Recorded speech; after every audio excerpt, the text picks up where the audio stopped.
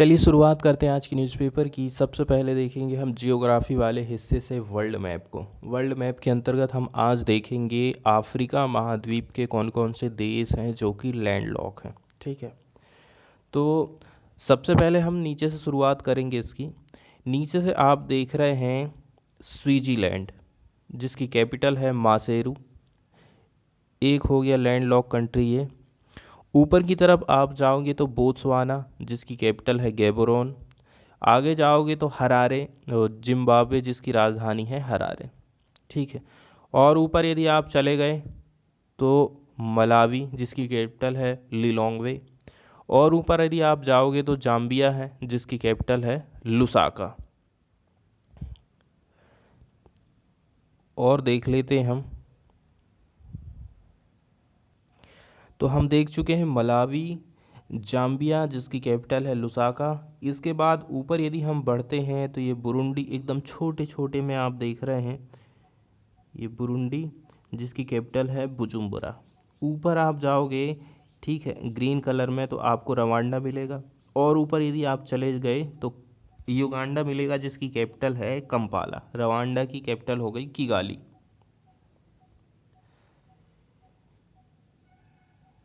इसके अलावा फिर आप और ऊपर बढ़ते जाओगे तो ये ग्रीन कलर से आप देख रहे हैं मध्य अफ्रीकन गणराज्य, और उसके साइड से लगा हुआ है दक्षिणी सूडान। और इसके बाद ये आप देख रहे हैं इथोपिया। ठीक है, इथोपिया जो है इरिट्रिया और जिबूती और सोमालिया, ये सब से घिरा हुआ है। केन्या से घिरा हुआ है, दक्षिणी सूडान से घिरा हुआ, चारों तरफ से इसकी बाउंड्री किसी न किसी देश के साथ में लगती है। ठीक है, अब इसके बाद ऊपर यदि आप जाओगे तो पड़ जाएगा आपका चाड। ठीक है, एन जामीना इसकी कैपिटल है। इसके बाद पड़ जाएगा आपका नाइजर, नियामे, जिसकी कैपिटल है। ठीक है, और नाइजर से लगा हुआ है चाड झील, चाड से भी लगी हुई है, नाइजीरिया से भी बाउंड्री करती है ये, और थोड़ा सा हिस्सा कैमरून के साथ में चाड झील अपना शेयर करती है। इसके बाद पश्चिम की तरफ यदि आप चले जाओगे तो पश्चिम में पड़ जाएगा आपका माली और ये बर्किना फासो, जिसकी राजधानी है उआगादोगु।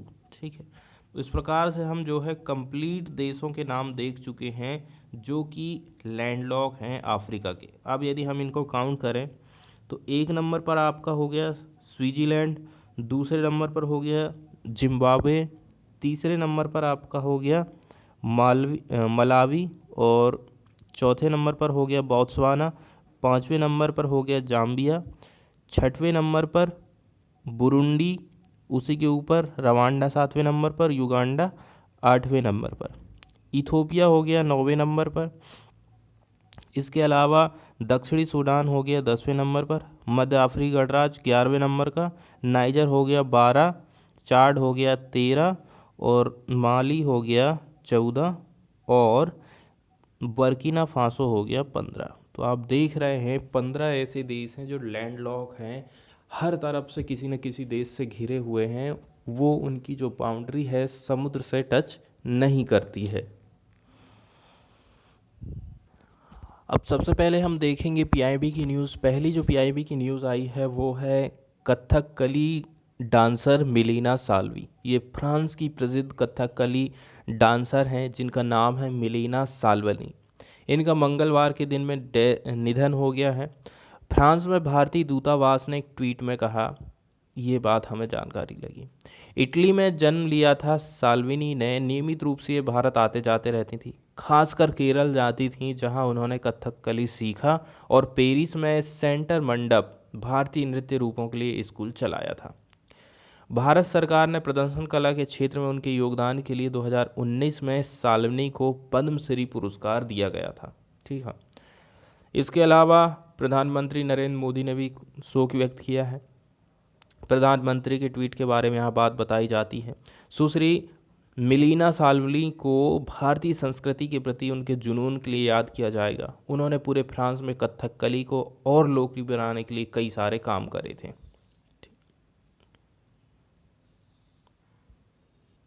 आगे कुछ और बात यहाँ पर बताई जाती है कि रिपोर्टों के अनुसार साल्वनी ने 1962 में 2 साल की छात्रवृत्ति स्कॉलरशिप प्राप्त करने के बाद केरल कला मंडलम में कथकली सीखा। बाद में उन्होंने पेरिस में नृत्य विद्यालय डांस स्कूल खोल लिया था।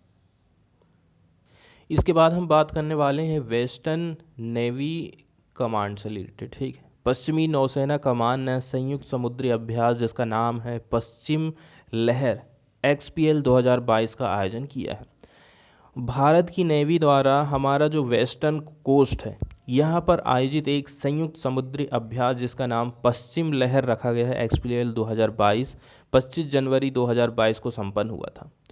ये अभ्यास 20 दिनों की अवधि तक चला और इसका आयोजन वेस्ट वाली नेवी की कमान, ठीक है, पश्चिमी नौसेना कमान की परिचालन संबंधी योजनाओं को और भी मजबूत करने, भारत की नेवी, भारत की वायुसेना, भारत की थल सेना, इसके अलावा जो कोस्टल हमारी सेना है के बीच अंतर सेवा तालमेल बढ़ाने के उद्देश्य से किया गया था। कैसे आपस में मिलकर के ये काम कर सकते हैं। ये अभ्यास पश्चिमी नौसेना कमान के FOC इन सी के तत्वाधान में किया गया था। बताया जा रहा है इस इंट्रा थिएटर अभ्यास में नेवी के 40 से अधिक जहाज और पनडुब्बियों की संलग्नता और भागीदारी हुई। मतलब नेवी के 40 से अधिक जहाज शामिल थे और कुछ पनडुब्बियां भी इसमें शामिल थीं। इसके अलावा समुद्री टोही विमान P-8I, डोर्नियर्स, IL-38HD, मानव रहित हवाई प्रणाली और MiG-29 के युद्धक विमान मतलब स्ट्राइक एयरक्राफ्ट के साथ साथ भारतीय एयरफोर्स ने Su-30 MKI, जगुआर समुद्री युद्धक विमान, मैरीटाइम स्ट्राइक एयरक्राफ्ट, इसके अलावा फ्लाइट रिफ्यूलिंग एयरक्राफ्ट अवाक्स को तैनात करा था। इस अभ्यास में एयर डिफेंस बैटरी सहित भारतीय थल सेना के कई सारे अंगों को भी इसमें हमने शामिल किया था। काफ़ी लंबे अंतराल के बाद तटरक्षक बल के कई OPV, FPV और एयर कुशन वेसल्स ने भी यहाँ पर अभ्यास लिया था। द हिंदू की तरफ चलते हैं और देख लेते हैं कौन कौन सी महत्वपूर्ण न्यूज़ आई है। पहली न्यूज़ हम देखने वाले हैं curbs to restrict time slots for MP speech. Member of parliament के जो सदस्य लोग हैं, ठीक है, सांसद हैं, उनके क्वेश्चन पूछने को लेकर के या फिर अपनी बात सामने रखने को लेकर के टाइम में कटौती की गई है। आने वाला जो सेशन होगा उसको लेकर के ये न्यूज़ आई है। Detailed Covid protocol has been put in place for the upcoming budget session of parliament. आप बजट सेशन आने वाला अपने पार्लियामेंट का, ऐसे टाइम में सरकार ये चाह रही है कि अब लोग जो क्वेश्चन करेंगे उसके टाइम को हम घटा देंगे। which will involve time restriction on parliamentary speeches and also restricting access to the central hall beyond the working hour। ठीक है, आप सेंट्रल हॉल का को भी एक्सेस नहीं कर पाओगे। इसके अलावा आप जो स्पीच दोगे उसमें भी रिस्ट्रिक्शन लगा दी गई है। The time restrictions have come in place because both House of Parliament are going to be working in shift। बताया जा रहा है टाइम प्लेस में रिस्ट्रिक्शन है क्योंकि दोनों जो हाउस है ना पार्लियामेंट के, Lok Sabha Rajya Sabha, are going to be working in shift wise काम होने वाला है। राज्यसभा का कामकाज रहेगा सवेरे 10 बजे से दोपहर 3 बजे तक। लोकसभा का काम रहेगा फ्रॉम 4 PM टिल एडजर्नमेंट, जब तक वो स्थगित नहीं हो जाती है। 3 मिनट की टाइम बॉन्डिंग बताई जा रही है। As per the detailed guideline issued by Rajya Sabha secretariat during the 0 hour when the parliamentarians are allowed to raise matter of national importance, the member can speak for only 3 minutes। 0 hour की बात यहाँ पर करी जा रही है। 0 hour में आपको मात्र 3 मिनट का टाइम मिलेगा। No member will be allowed to make a submission more than once a week. ठीक है, एक ही बार हफ्ते में आपको सबमिशन मिल पाएगा, इसको अलाउ किया गया है। शून्यकाल के बारे में कुछ बेसिक जानकारी हम देख लेते हैं। देखो, दोनों सदन मतलब हम बात कर रहे हैं लोकसभा और राज्यसभा की, जब भी कार्यवाही होती है तो टाइम का प्रश्न, उस कार्यवाही का एक हिस्सा होता है प्रश्नकाल। प्रश्नकाल एक तरह से टाइम सेगमेंट होता है जिसमें अन्य सांसद सरकार के मंत्रियों से सवाल पूछते हैं। ये टाइम राज्यसभा और लोकसभा में अलग अलग रहता है। अगर लोकसभा की बात करें तो लोकसभा की कार्यवाही में पहला घंटा मतलब 11 से 12 बजे प्रश्नकाल हम कहते हैं। प्रश्नकाल के दौरान सदस्य प्रशासन और गवर्नमेंट के जो एक्टिविटी हैं इसके प्रत्येक पहलू पर क्वेश्चन पूछते हैं। प्रश्नकाल के दौरान सरकार को कसौटी पर परखा जाता है और प्रत्येक मंत्री को ठीक है जवाब देना पड़ता है। जिसकी सवालों का जवाब देने की बारी होती है तो इनको खड़े होकर जवाब देना पड़ता है। वहीं राज्यसभा में प्रश्नकाल के लिए अलग व्यवस्था बनाई गई है। राज्यसभा में पहले शून्यकाल यानी 0 आवर होगा और उसके बाद प्रश्नकाल होता है। वहीं लोकसभा में कार्यवाही की शुरुआत ही प्रश्नकाल से हो जाती है। साथ ही प्रश्नकाल में सवाल पूछने का एक पैटर्न रहता है जिसमें 3 तरह के क्वेश्चन पूछे जाते हैं, जिसमें शॉर्ट नोटिस आदि सवाल पूछे जाते हैं। वहीं शून्यकाल की व्यवस्था अलग है, इसमें बगैर तय कार्यक्रम के महत्वपूर्ण मुद्दों पर विचार कर सकते हैं। शून्यकाल इसमें भी कार्यवाही के दौरान सवाल पूछे जाते हैं। शून्यकाल भी प्रश्नकाल की तरह एक टाइम सेगमेंट है जिसमें सांसद अलग अलग मुद्दों पर चर्चा करते हैं। वहीं दोनों सदनों में इसका टाइम अलग है। लोकसभा में तो कार्यवाही का पहला घंटा प्रश्नकाल है, उसके बाद का जो वक्त है 0 आवर यानी शून्यकाल माना जाता है। राज्यसभा में क्या होता है, शून्यकाल से सदन की कार्यवाही हम शुरू करते हैं और इसमें फिर बाद में रहेगा क्वेश्चन आवर। वहीं शून्यकाल में सांसद बगैर तय कार्यक्रम के महत्वपूर्ण मुद्दों पर विचार व्यक्त करते हैं। तो लोकसभा में शून्यकाल तब तक खत्म नहीं होगा जब तक लोकसभा के उस दिन का एजेंडा खत्म नहीं हो जाता। ठीक है, बताया जा रहा है भारत में प्रश्नकाल का सिस्टम इंग्लैंड से हम लिए हैं। इंग्लैंड में इसकी शुरुआत हुई थी 1721 से। ठीक है, भारत में संसदीय प्रश्न पूछने की शुरुआत 1892 के भारतीय परिषद अधिनियम के तहत हुई है। आज़ादी से पहले भारत में प्रश्न पूछने के अधिकार पर कई प्रतिबंध लगे थे, लेकिन आज़ादी के बाद उन प्रतिबंधों को ख़त्म कर दिया गया है। इसके अलावा कुछ बेसिक जानकारी हम पार्लियामेंट के सेशन से भी रिलेटेड देख लेते हैं, जिसको हिंदी में हम सत्र कहते हैं। ठीक है, तो संसद के 3 सत्र होते हैं, ये हमारे लिए काफ़ी इम्पोर्टेंट है। पहला रहता है आपका बजट सत्र, ठीक, बजट वाला सेशन कहते हैं। सेकंड नंबर पर आ जाता है आपका मानसून सत्र। इसके अलावा तीसरे नंबर पर आ जाता है आपका शीतकालीन सत्र। बजट वाला सेशन कब से कब तक रहेगा, ये रहेगा फरवरी से लेकर के मई के महीने तक चलता है। सेकंड नंबर पे आता है मानसून सत्र, तो ये चलता है जुलाई से लेकर के सितंबर तक। और लास्ट में रहता है शीतकालीन सत्र जो कि नवंबर से लेकर के चलता है दिसंबर तक। तो 3 सत्र आप देख लिए। ठीक है, इसके अलावा आपको कुछ कुछ चीज़ें ध्यान में रखना है, जैसे कि संसद के प्रत्येक सदन को राष्ट्रपति टाइम टाइम पर समन जारी करता है, लेकिन संसद के दोनों सत्रों के बीच ज़्यादा से ज़्यादा गैप, मान के चलो बजट सत्र और मानसून सत्र दोनों के बीच में 6 महीने से ज़्यादा गैप नहीं होना चाहिए। ठीक है, दोनों के बीच का गैप जो है 6 महीने से ज़्यादा नहीं होना चाहिए। दूसरे शब्द में यदि हम कहें तो संसद से कम साल में 2 बार मिलना है, साल में 2 बार बैठक होना चाहिए, और नॉर्मली साल में हम 3 सेशन रखते हैं। तीनों सेशन के नाम मैं आपको बता चुका हूँ। बताया जा रहा है संसद का सत्र पहली बैठक से लेकर के सत्रावसान, जिसको लोकसभा के मामले में विघटन हम कहते हैं, कि मध्य का पीरियड होता है।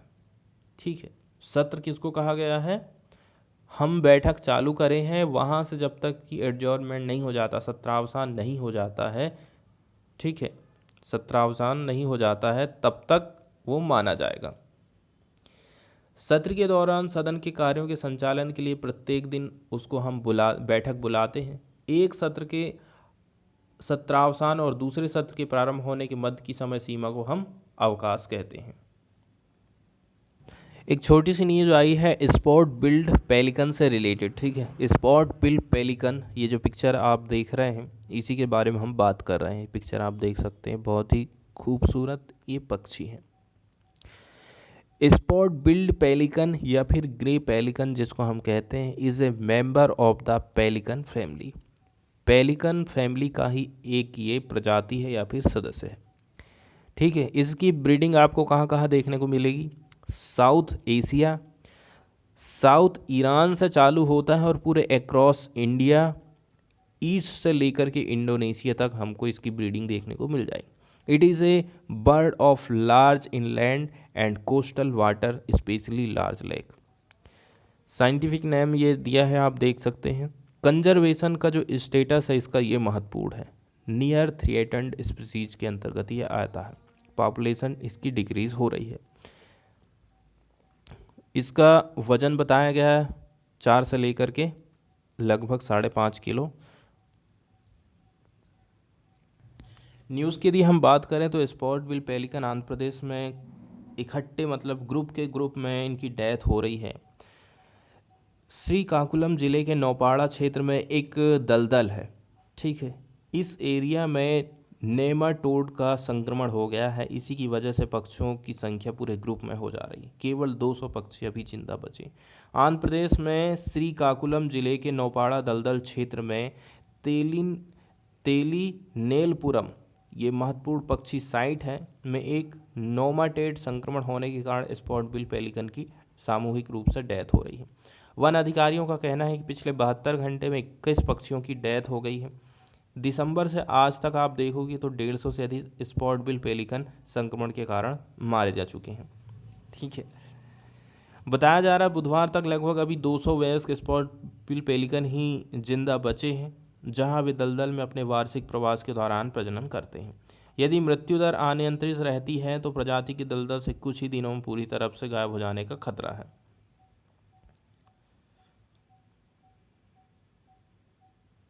ये पिक्चर आप देख रहे हैं ना, यही है राउंड वर्म, जिसको हम कहते हैं नेमाटोड्स। इसी का संक्रमण हो रहा है, इसी के चलते चलते अब ये दलदल में मिल जा रहा है।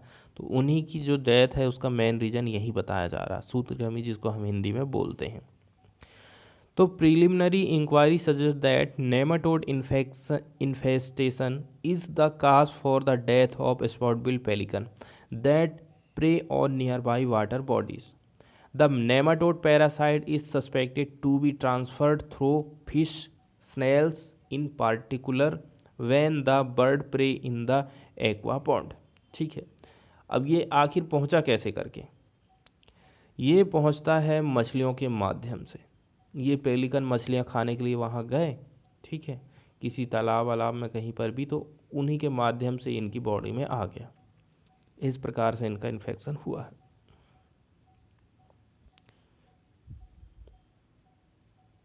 आगे कुछ बात स्पॉट बिल्ड पेलिकन के बारे में बात बताई जाती है कि spot billed pelican is capable of hunting huge fish from the water body and swamps and दस, यहाँ पर स्वैम्स वर्ड आया जिसका मतलब होता है दलदल, and thus it is vulnerable to infection. Thousand of spot billed pelican and few hundred painted stork migrate from the Siberian region to breed in Telinampuram, IBA, and a majority of them prefer to stay here instead of going back home। ठंड के कारण Siberian वाले area से हमारे यहाँ पर आते हैं और यहाँ पर अपनी ब्रीडिंग करते हैं। एक न्यूज़ देखने वाले हम पद्म अवार्ड से रिलेटेड बताया जा रहा है। अनिंद्य चटर्जी, इन्होंने मना कर दिया है पद्म अवार्ड को लेने से। इमिनेंट तबला प्लेयर हैं Pandit Anand Chatterjee has decline to receive the Padma Shri honour. Mr Chatterjee is the second person from Bengal's vibrant musical world who was offered the Padma award this year and refused it. Bengal से 2 लोगों ने इसको मना किया है। उनका कहना है he had received a phone call from Delhi on Tuesday seeking his consent to accept the honour which he declined. Delhi से इनके पास फ़ोन आया था मगर इन्होंने ये सम्मान को लेने से मना कर दिया है।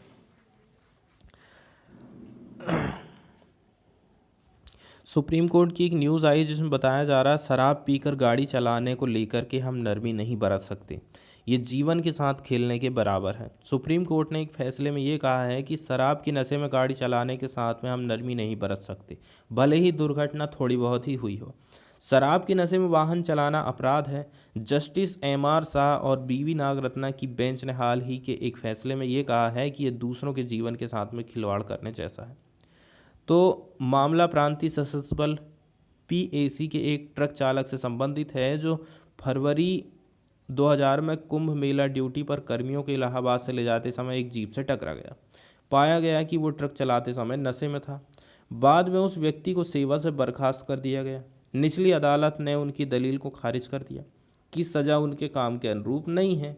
अपनी अपील पर विचार करते हुए न्यायमूर्ति शाह कह रहे हैं कि केवल इसलिए कि कोई बड़ा नुकसान नहीं हुआ और ये एक छोटी सी दुर्घटना है, ये नरम दिखाने का आधार नहीं है। गनीमत रही कि ये दुर्घटना एक घातक दुर्घटना नहीं थी, ये एक घातक दुर्घटना हो सकती थी। इसके बाद एक न्यूज़ हम देखने वाले हैं INS खुखरी को लेकर के। ये हमारी आर्मी से रिटायर्ड हो चुकी है, नेवी से रिटायर्ड हो चुकी है। अब इसको हम एक म्यूज़ियम में बदलने वाले, संग्रहालय बनाने वाले। दीव एडमिनिस्ट्रेशन को सौंपा जाएगा नौसेना का ये जहाज़। INS खुखरी भारतीय नौसेना की खुखरी श्रेणी के मिसाइल कॉरवेट का एक मेन जहाज़ है जिसे पिछले दिसंबर में सेवा से फ्री कर दिया गया था। इसको बुधवार को संग्रहालय में हम चेंज करने के लिए जो दीव एडमिनिस्ट्रेशन है ना, इसको हम सौंप देंगे। नेवी ने एक बयान में कहा है कि जहाज़ को एक पूर्ण पैमाने के संग्रहालय के रूप में हम विकसित करेंगे। नौसेना कहता है कि खुखरी मेमोरियल को विकसित करने और पुनर्जीवित करने के हिस्से के रूप में दीव प्रशासन ने 2019 में रक्षा मंत्रालय से इसे सार्वजनिक प्रदर्शन के लिए उपहार में देने के लिए संपर्क किया था। नेवी का कहना है जहाज़ ने विशाखापत्तनम से नौसेना के जहाज़ों द्वारा अपनी अंतिम यात्रा शुरू करी और 14 जनवरी को द्वीप पहुंच गए। बताया जा रहा है इसको बनाया था मझगांव डॉक शिप बिल्डर्स ने। खुखरी को 23 अगस्त 1989 को मुंबई में तत्कालीन रक्षा मंत्री कृष्णचंद्र पंत और सुश्री सुधा मल्ला, दिवंगत कैप्टन महेंद्र नाथ मुल्ला, MVC की पत्नी द्वारा कमीशन किया गया था। मतलब हमारी नेवी में इसको शामिल करे थे। 32 साल से भी ज़्यादा ये हमारी नेवी में रहा है। नौसेना के सभी प्रकार के संचालन में भाग लेने के बाद इसको 23 दिसंबर 2021 को हमने क्या कर दिए, रिटायर कर दिए। फॉरेन वाले पेज से एक न्यूज़ हम देखने वाले हैं। चाइना के राष्ट्रपति हैं शी जिनपिंग। इन्होंने ऑफर किया है सेंट्रल एशियन कंट्री को कि हम आपको $500 मिलियन प्रोवाइड करेंगे। इन्होंने चेयर की अध्यक्षता की है एक वर्चुअल समिट की विथ रीजनल लीडर के साथ में 2 days before India's virtual summit with them. तो हमारा इंडिया भी वर्चुअल समिट करने वाला है। तो चाइना उनसे पहले ही वर्चुअल समिट कर चुका है और कुछ डॉलर पैसा भी वो देने की बात कर रहा है। 2 days before prime minister Narendra Modi on Thursday host India's first virtual summit with Central Asian leader. China के प्रेसिडेंट शी जिनपिंग ने ऑफर किया $500 मिलियन की असिस्टेंस किनको, to region and place to ramp up trade. इतनी आप सहायता लीजिए और अपने ट्रेड को बढ़ावा दीजिए, ऐसा शी जिनपिंग का कहना है। Mister Xi on Tuesday chaired his own virtual summit with Central Asian leader 2 days ahead of Mr. Modi hosting a first of its kind virtual summit with the leader of Kazakhstan, Kyrgyzstan, Tajikistan, Turkmenistan and Uzbekistan. इन सब के साथ में China ने पहले ही चालाकी के साथ में बैठक कर लिया है। तो Mr Xi's virtual summit with the same 5 countries was held to commemorate the 13th anniversary of the establishment of diplomatic relation। 30 साल इनके साथ में डिप्लोमेटिक रिलेशन हो रहे हैं, तो चाइना ने सोचा हम ही पहले इनके साथ वर्चुअल समिट कर लेते हैं। आगे इन्होंने वादा किया है कि import more quality goods and agriculture product from countries in the region and strive to increase the trade between the 2 sides of 70 billion by 2030, $70 billion by 2030। China's trade with the 5 countries crossed $40 billion in 2018, रफली 20 गुना India के trade से ज़्यादा है।